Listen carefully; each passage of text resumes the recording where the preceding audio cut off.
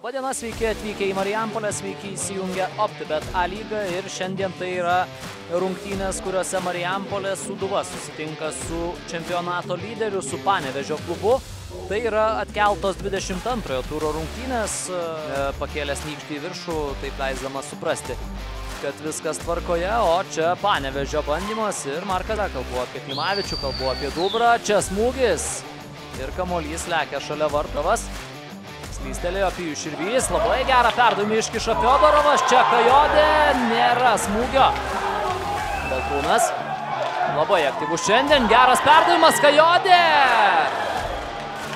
Nepavyksta pasiųsti kamuolio į vartų tinklą, bet žaidžia Solos Ebikanus, šio perdavimas ir dar viena gera galimybė.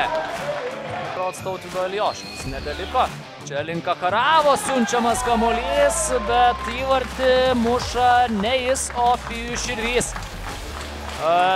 Labai atrodo paprastai kamuolį pasiuntė į vartų tinklą dabar Pijus Širvys, vos prasidėjus antrajam rungtynių kėliniui prieš savo varžovą, o čia gali būti įdomu.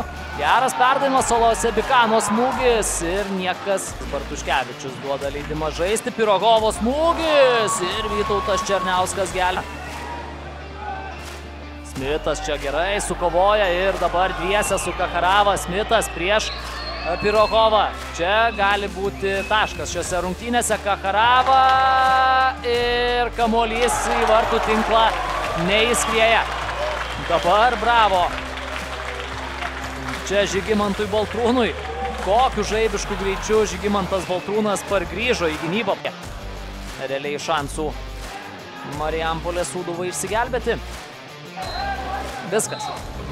Net ir tai atakai laiko nebelieka. Sūduva atidavė labai daug jėgų.